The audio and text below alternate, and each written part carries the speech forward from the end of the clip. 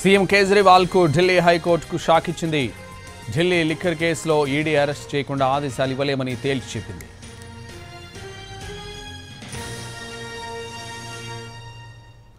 CM Kejriwal కు Delhi high court shock ఇచ్చింది.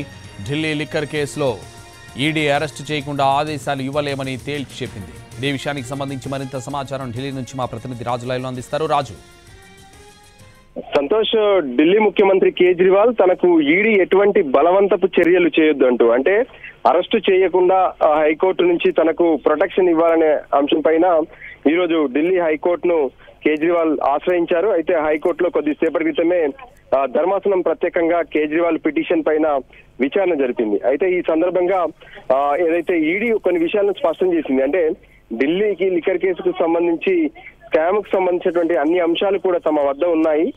ఇప్పటికిప్పుడు అతనికి ప్రొటెక్షన్ ఇవ్వడం అనేది ఖచ్చితంగా అది తమ ఏదైతే విచారణకు ఆటంకం కలుగుతుందనే విషయాన్ని కోర్టు ముందు స్పష్టం చేశారు.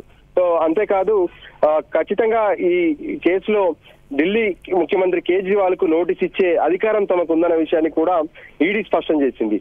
సో మరోవైపు కేజ్రీవాల్ వాదన మాత్రం తనకు వరుసగా నోటీసులపైన నోటీసులు ఇస్తున్నారు. ఇప్పటికే 9 నోటీసులు ఇచ్చారు. తాను విచారణకు హాజరైతే ఖచ్చితంగా నన్ను అరెస్ట్ చేస్తారనే విషయాన్ని స్పష్టం చేశారు. గతంలో ఇప్పటికే మనీష్ సిసోడియాతో పాటు సంజయ్ సింగ్ ను కూడా అరెస్ట్ చేశారు.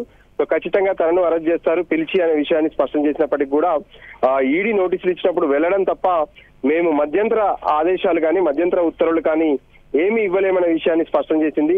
సో దాంతో ఇప్పుడు కేజ్రీవాల్ ఎటువంటి నిర్ణయం తీసుకుంటారు? మళ్ళీ సుప్రీంకోర్టుకు వెళ్తారా, లేదంటే తను ఈడీ ముందు హాజరయ్యేందుకు ప్రయత్నం చేస్తారా, ఏం చేస్తారనేది మాత్రం ఇప్పుడు ఖచ్చితంగా ఉత్కంఠగా ఉంది. ఏదేమైనా కేజ్రీవాల్ కు ఒక భయం మాత్రం పట్టుకుంది. ఈడీ తనను ఖచ్చితంగా ఏదో క్షణంలో అరెస్టు చేసే అవకాశాలు ఉన్నాయనేది కేజ్రీవాల్ నమ్ముతున్నారు.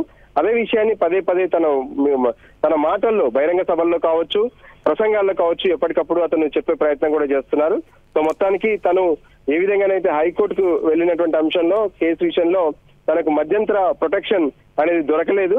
సో ఫైనల్ గా ఈ కేసును ఏప్రిల్ 22వ తేదీకి వాయిదా వేశారు. Santosh, thank you Raju.